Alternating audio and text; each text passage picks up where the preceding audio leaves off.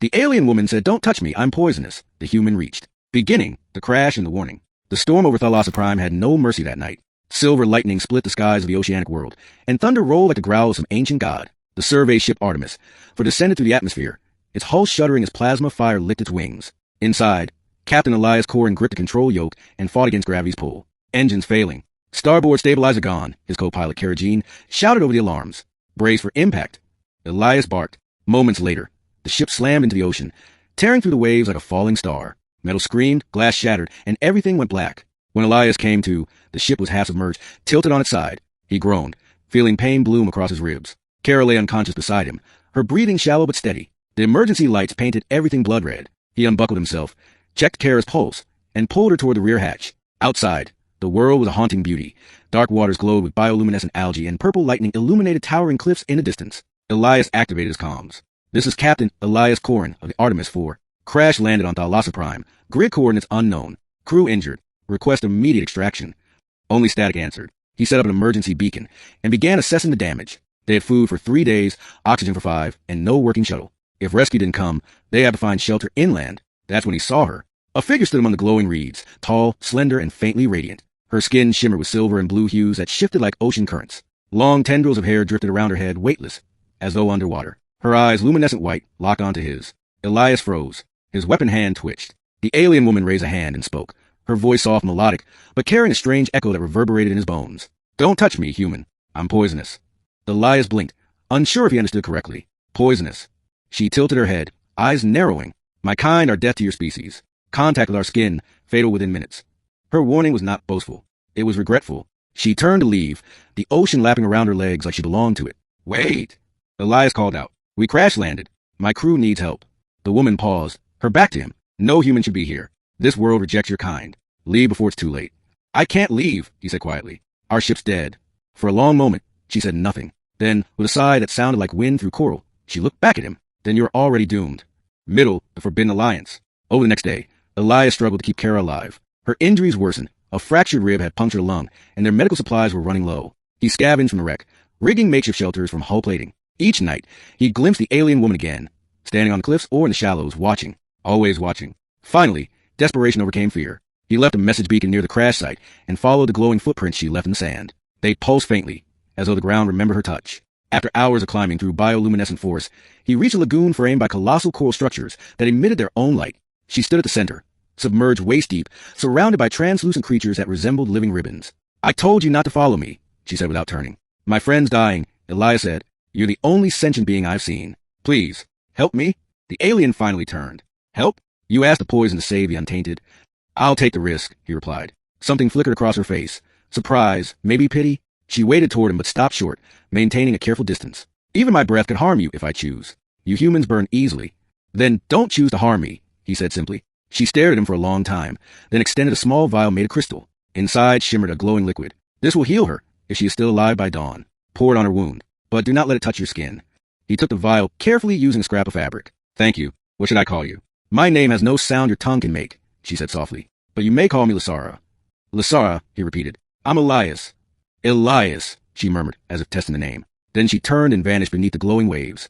The medicine worked. By dawn, Kara's breathing stabilized, her color returning. Elias wanted to thank Lasara, but she was gone. Days passed. No rescue came. The beacon remained unanswered. Elias began exploring the coastline, collecting supplies. Sometimes he'd catch faint whispers beneath the wind, her voice. Other times, she'd appear silently beside the wreck, warning him of approaching storms or dangerous wildlife. She always kept her distance, never closer than 10 feet. Yet every encounter left him more fascinated. One night, as they sat near a fire, he asked, "Why are you helping us if we're not supposed to be here?" Her eyes reflected the flames like liquid moonlight. "Because I once loved a human," she said quietly. "Long ago." That revelation struck him. "Loved? What happened?" "He died," she said simply. "By my touch." The silence that followed was heavy. Elias felt the ache in her words. "You blame yourself." She looked away. "He was warned, just as you were. He reached for me, and his heart stopped within seconds. Since then, I have sworn never to let another human near me." Elias met her gaze. "Maybe he thought you were worth dying for." Lasara's lips curved faintly, almost a smile. "Humans and their foolish courage." "Sometimes courage and foolishness are the same thing," he said. She studied him quietly, and for the first time, didn't step back when he leaned closer, though the air between them shimmered with her biotoxin field. His sensors beeped in warning, and he froze. She could see the device flashing red. "Even your machines know I'm dangerous," she whispered. Danger doesn't scare me, he said. Losing hope does. She turned and looked toward the stars. You are unlike the others who came here before. They hunted us. You speak instead. Maybe that's why I'm still alive, Elias said with a dry chuckle. For the first time, she laughed, a sound like bells underwater. Over the following days, their strange friendship deepened. She taught him about the Alasa Prime's ecology, how the sea and land shared a living consciousness known as the deep mind. The planet was alive in a literal sense, reacting to emotions, intentions, and energy. It punished greed but nurtured empathy. She explained her people's curse. The biotoxin that radiated from their bodies was both gift and prison. It protected them from invaders but doomed any chance of closeness with other life forms. In return, Elias shared stories of Earth, of cities that touched the clouds, of music, of rain that smelled like dust and flowers. Lysara listened with wide, longing eyes. I have seen your world through transmissions, she said. Your people are loud, chaotic, fragile, and yet beautiful. Sometimes I think we're too broken to deserve beauty, Elias replied. Perhaps, she said softly, but you still create it. That is why I envy you. Middle, 2, the rising threat. Weeks passed. Then came the shadow. A massive storm front appeared on the horizon, darker than night itself. Lysara looked upon it with dread. The deep mind is awakening. It senses your presence. It sees you as contamination. Elias frowned. Can't you talk to it? Make it understand we mean no harm? I've tried, she said, voice trembling. It listens to no one now. It wants a purge. Kara, who had recovered enough to walk, joined them. Then we leave. We can build a raft. Follow the current north. Lysara shook her head. The currents will crush you before you escape. There's only one way. The heart of the deep mind lies beneath the ocean's core. If I can reach it, I might calm it. But I will need your help. Elias hesitated. Won't it kill me if I go that deep? She looked at him with sorrow. It might, but if you stay, it will kill everyone. Elias didn't hesitate long. Then we go. The descent. The next morning, they set out across the glowing waters on a makeshift skimmer built from the Artemis IV's parts. Lysara led the way, her body emitting faint pulses that calmed the sea creatures around them. As they reached the storm's edge, lightning danced across the waves, forming massive energy pillars. The water boiled. Lysara turned to him. Beyond this point, my toxin will intensify. If you stay too close, it will kill you. He met her eyes. I'll take my chances. The journey down was like falling into another universe. The sea turned from blue to indigo to absolute black, illuminated only by Lysara's glow. She chanted softly in her native tongue, and the darkness responded, parting before them like curtains. At last, they reached the heart, an immense crystalline sphere pulsing with light. Inside, Elias could see shapes, millions of souls, perhaps memories, swirling like galaxies. This is the deep mind, Lysara whispered, and it is in pain. Suddenly, tendrils of dark energy lashed out, wrapping around her. She screamed as her body convulsed, the toxin around her flaring bright. Elias drew his plasma cutter and slashed at the tendrils, but it was useless. What can I do? Touch the heart, she cried. Show it what you feel. Show it we mean no harm.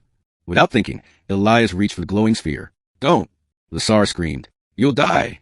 But he didn't stop. His hand pressed against the crystalline surface, and agony exploded through him. Visions flooded his mind.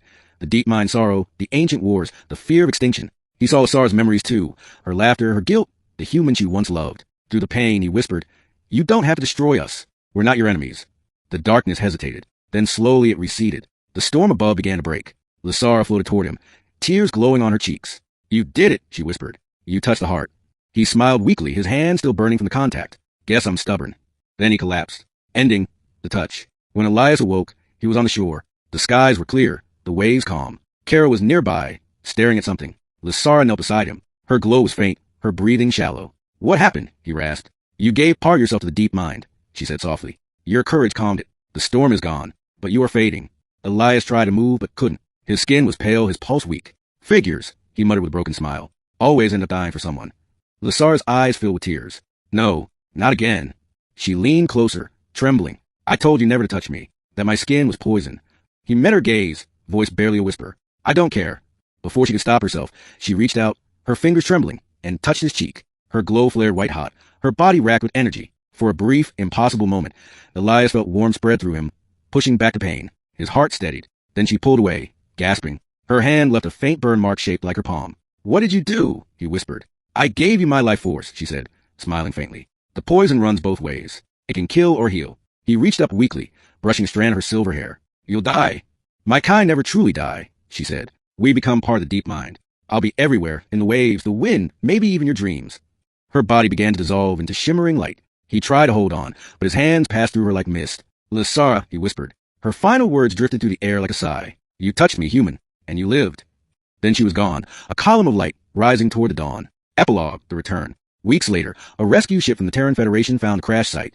Elias and Kara were airlifted to orbit. The storm was gone, the planet calm. During debrief, Elias refused to let scientists probe the crystal vial he still carried.